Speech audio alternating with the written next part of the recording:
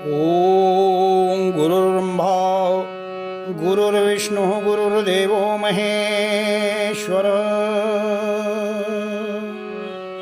गुरुः साक्षात् परब्रह्म तस्मै श्री गुरवे नमः। तस्मै श्री गुरवे नमः। भगवान के चरणारविंद मकरंद में अपने मन को लगाए हुए कथा श्रोता बंधुओं, माताओं तथा बहनों, ये मनुष्य का जो हमें शरीर मिला हुआ है मित्रों, यह शरीर देव दुर्लभ शरीर है। यह शरीर 84 लाख योनियों में सर्वोत्कृष्ट शरीर है।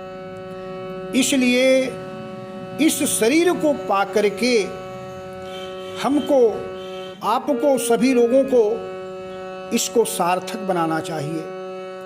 इस शरीर को पाकर के हमें अपने परलोक को साधने का प्रयास करना चाहिए, सिद्ध करने का प्रयास करना चाहिए।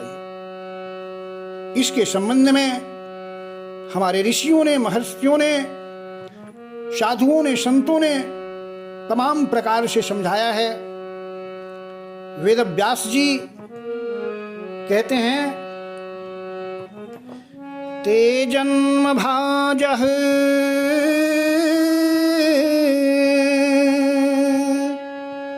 खलु जीवलोके खलु जीवलोके। ते जन्म भाजो खलु जीव लेके। ऐसे लोग, ऐसे मनुष्यों का जीवन बड़ा ही भाग्यशाली है, या ऐसे लोग बड़े पुण्यशाली हैं।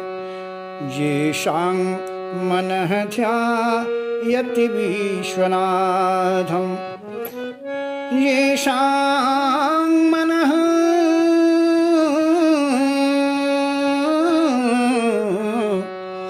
ध्यायति विश्वनाथम। जिनका चित्त, जिनका मन, जिनका हृदय भगवान विश्वनाथ को, नारायण को, परमात्मा को हमेशा अपने अंदर ध्यान किया करता है। वाणी गुणांस्तौति,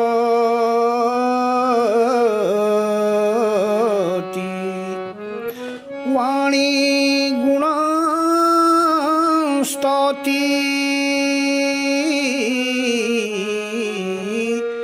कथां शृणोति। जिनकी वाणी भगवान के गुणों का गायन करती है, स्तवन करती है, तथा उस भगवान के कथाओं को, सुंदर सुंदर कथाओं को जो सुनती है, श्रोत्रद्वयं ते भवमुत्तरन्ति। ऐसे लोगों के दोनों कान भवम समुत्तरन्ति, भव सागर को पार कर जाते हैं। मित्रों, हम मनुष्यों को जो शरीर मिला हुआ है, सुंदर सा मुख है, सुंदर सा कान है, सुंदर सी नाक है, सुंदर सी जिह्वा है, सुंदर सी वाणी हम लोगों को मिली हुई है। अगर हम लोग इस प्रकार के शरीर को पाकर के इसका सदुपयोग नहीं करते हैं, इसका दुरुपयोग करते हैं, तो अच्छी बात नहीं है। कहते हैं मित्रों कि भगवान ने हमको सुंदर सी जिह्वा दिया, सुंदर सी रचना दी, सुंदर सा मुख दिया, सुंदर सी आंख दिया, सुंदर सा नेत्र दिया है, सुंदर सा पांव दिया, सुंदर सा हाथ दिया है। और इन सब की सार्थकता तभी है जबकि हम इसको अच्छे कार्यों में लगाते हैं, सत्कार्यों में लगाते हैं। कहते हैं कि हमारा मुख वो है जो हरि नाम का सुमिरन किया करे। मुख वो है जो हरि नाम का सुमिरन किया करे। सिर वो है जो चरण में बंधन किया करे। ऐसा बिंदु जी लिखते हैं। कहने का मतलब है मुख की शोभा भगवान के नाम के गुणानुवाद से। मुख की शोभा पान खाने से नहीं, मुख की शोभा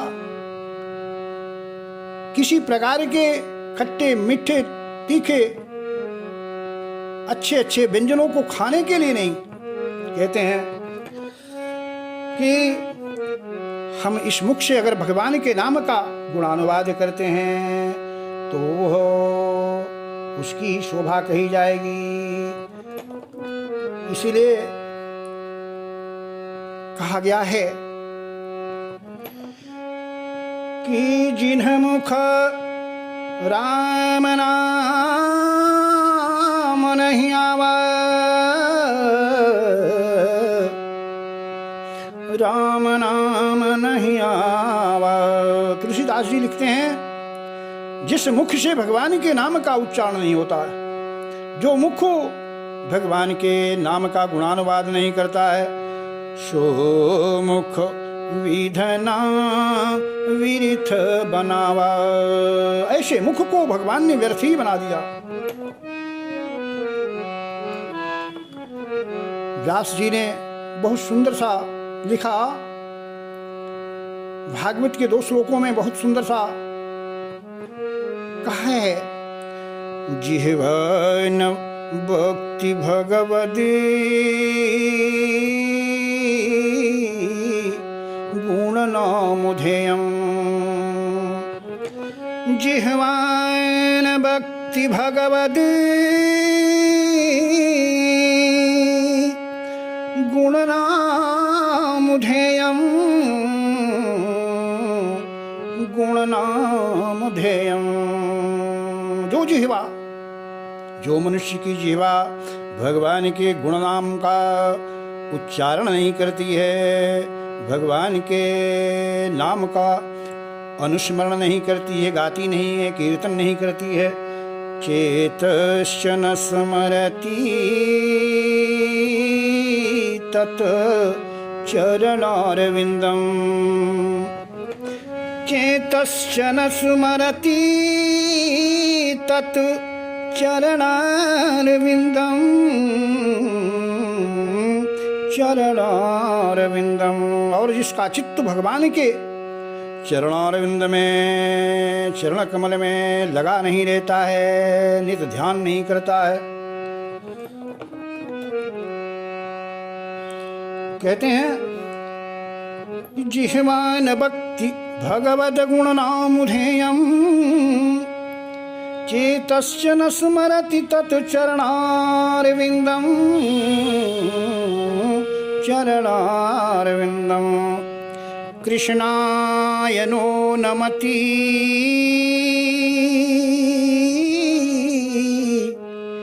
यत् शिरये कदापि। जो सिर एक बार भी भगवान के चरणों में नमन नहीं करता है, भगवान श्री कृष्ण के चरणों में झुकता नहीं है, अस्तवन नहीं करता है, कहते हैं कि अहंकार से सिर को उठाए रखता है। कृष्णाय नो नमति यत् शिरे कदापि तनयध्वमशतो कृतविष्णुकृत्यान्, तनयध्वमशतो कृतविष्णुकृत्यान्। यमराज अपने दूतों को आदेश देता है कि दूतों जाओ मृत्यु लोक में जाकर देखो कि क्या कोई ऐसा भी मनुष्य है जो कि भगवान के नाम को लेता नहीं है, भगवान के चरणों में सिर को झुकाता नहीं है, अहंकार से अपने मन को, अपने सिर को उठाए रखता है, व्यर्थ की बातों में लगाए रखता है।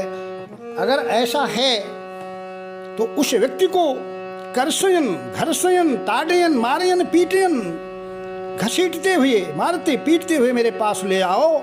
मैं उसे समुचित प्रकार का दंड दूंगा। इसलिए मित्रों याद रखिए, भगवान ने हमको आपको सुंदर सा रसना दिया है, जीवा दिया है, और इस जीवा से हम लोग उस भगवान के गुणानुवाद को करते हैं, तब तो हमारे जीवा की सार्थकता है, अन्यथा सार्थकता नहीं है। इसी तरह से कहते हैं एक अन्य श्लोक में, बर्हायिते ते नयने नराणाम, वरहायिते ते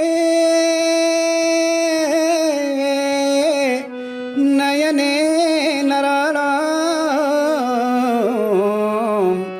नयने नराणाम। ऐसे व्यक्तियों के दोनों नेत्रों कहते हैं वरहायिते। वरहा आपने देखा होगा, मयूर की, जो मोर की लंबी सी पूंछ होती है ना, उसके पिछले भाग में जो चौड़ा सा उसका पंख होता है, उसमें सुंदर चमकती हुई एक आंख से दिखाई देती है। लेकिन चमकती सी आंख तो है, आकर्षित तो करती है, लेकिन वह उससे देखता नहीं है। इसीलिए कहते हैं कि ऐसे व्यक्तियों के दोनों नेत्रों भले ही अच्छे लग रहे हों, लेकिन जो नेत्र भगवान के विग्रहों को देखते नहीं हैं अपने आंखों से, वो नेत्र नेत्र नहीं है। वरहायिते ते नयने नराणाम, लिंगानि विष्णोर्न निरीक्षितो जे, न निरीक्षितो जे, पादौ नृणां तौ द्रुम जन्म भाजौ। कहते हैं कि ऐसे व्यक्तियों के दोनों पांव द्रुम जन्म भाजौ। द्रुम जन्म, द्रुम कहते हैं वृक्ष को। जैसे कोई वृक्ष होता है, कोई पेड़ पौधे हैं, जहाँ पर लगा दिए जाते हैं, वो आजीवन जब तक वो सूख नहीं जाते एक ही स्थान पर रह जाते हैं।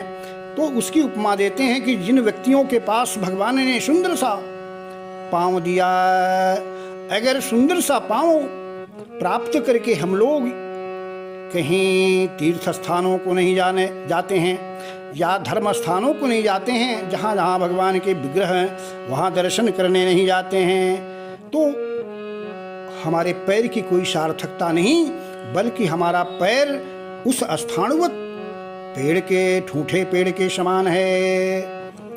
पादौ नृणाम तव द्रुम जन्म भाजौ, द्रुम जन्म भाजौ, गच्छन्ति येन स्थानानि विष्णु।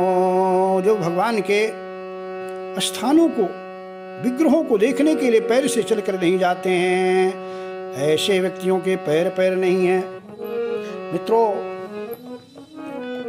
इसीलिए एक जगह बिंदु जी लिखते हैं कि कंगन से हाथ की शोभा नहीं होती। आपने या महिलाओं ने जो कंगन सोने का पहन रखा है, मान लीजिए, उस पर बड़ा अपने को गुमान कर रही है, तो कहते हैं नहीं, कहते हैं कंगन को पहनने से शोभा होती न हाथ की, होती न हाथ की। हाथ की शोभा कंगन को पहनने से नहीं, वो हाथ जो कि नाथ की सेवा किया करे। हाथ की सार्थकता मित्रों दान देने में है। दान देने में ही हाथ की सार्थकता है, और नाना प्रकार के आभूषणों को हाथ में पहन करके दिखलाने से कोई उसकी शोभा नहीं बढ़ती है।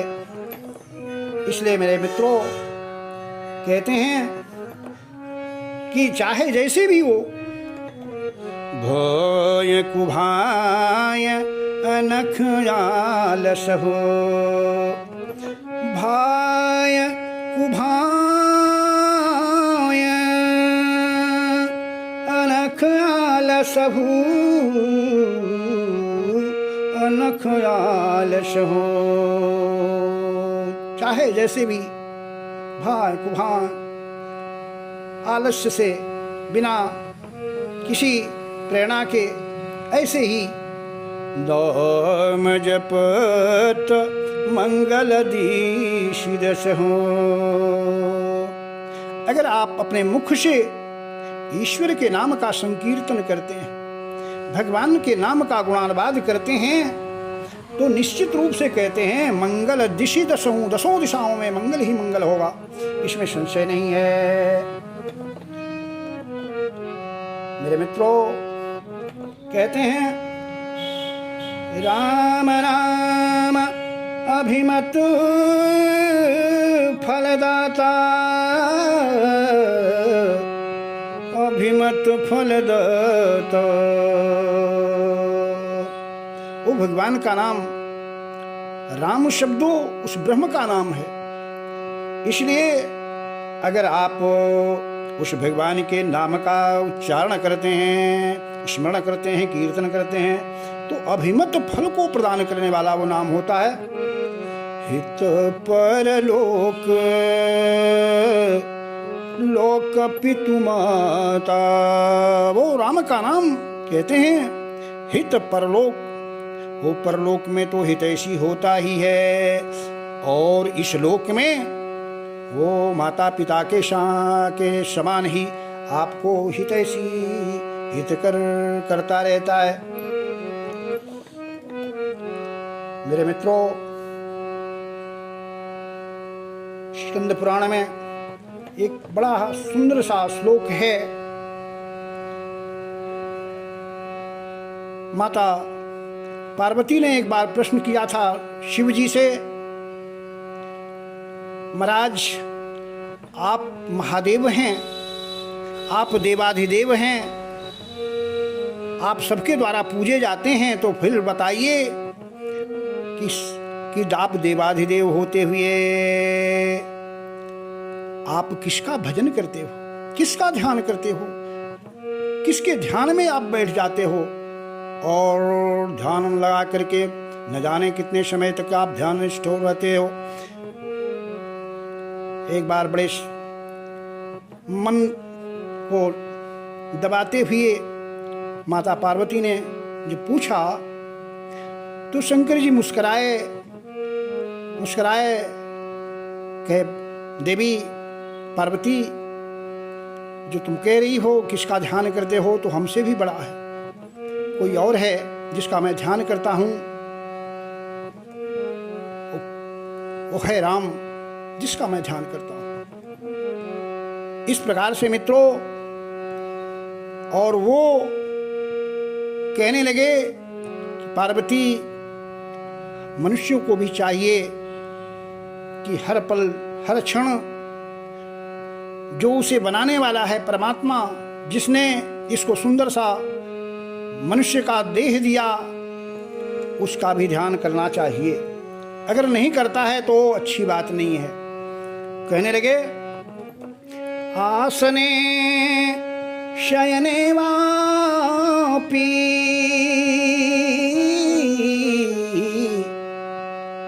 गमने चैवोपवेशने। मनुष्य को भी चाहिए कि आसने, अगर आसन लगा कर बैठ रहा हो तब भी भगवान के नाम का उच्चारण करना चाहिए। शयने, सोने जा रहा हो तब भी उसको भगवान को स्मरण करते हुए उनके नाम का स्मरण करना चाहिए। गमने चैवोपवेशने, अगर वो चल रहा हो, चलते चलते वो थक गया हो, तब भी उसे भगवान के नाम का गुणानुवाद करना चाहिए, स्मरण करना चाहिए। इतना ही नहीं, कहते हैं सुखे प्रथमा दुखे, सुखे प्रथमा दुखे, चाहे वो सुख में हो या दुख में हो, तब भी राम मंत्र समोच्चरेत, उसे राम के मंत्र का उच्चारण करना चाहिए। राम रामेति रामेति रमे रामे मनोरमे सहस्रनाम ततुल्यं राम नाम बरान्ने। हे बरान्ने, वो राम का नाम सहस्र नाम के बराबर है। इसलिए कलिकाल में तो और भी फल को देने वाला है। जो व्यक्ति भगवान के नाम का स्मरण करता है, सुमिरन करता है, वंदन करता है, गायन करता है, कीर्तन करता है, निश्चित रूप से वो इस लोक में बड़ा पुण्यशाली है और परलोक में उसे सुख की प्राप्ति होती है और साथ ही साथ वो परब्रह्म परमात्मा के लोक को प्राप्त करता है। इसलिए मेरे मित्रों, आपसे निवेदन है, आपसे प्रार्थना है कि हम आप जो मनुष्य के शरीर को पाए हुए हैं, इस मनुष्य के शरीर को पाकर के अपने शरीर को, अंग प्रत्यंगों को सार्थक बनाते हुए हम भगवान के प्रति समर्पित होते हुए उनका सतत गायन करें, कीर्तन करें, भजन करें। और इसी में ही हमारे जीवन की सार्थकता है, इसी में ही हमारे जीवन का सब निहित है। बोलिए शंकर भगवान की जय। श्रीमन्नारायण नारायण नारायण, श्रीमन् नारायण नारायण नारायण, लक्ष्मी नारायण नारायण नारायण, लक्ष्मी नारायण नारायण नारायण। बोले सच्चिदानंद भगवान की जय हो।